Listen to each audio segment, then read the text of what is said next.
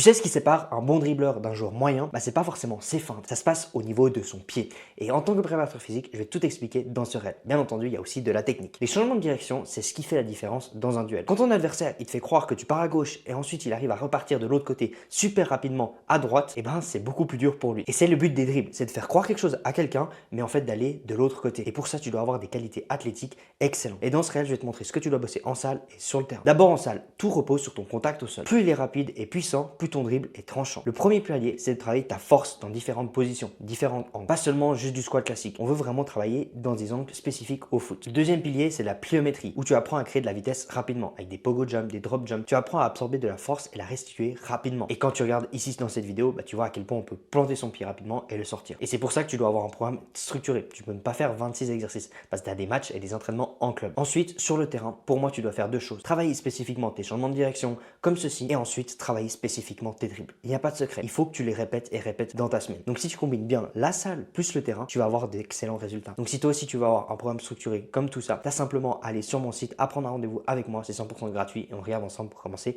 un coaching.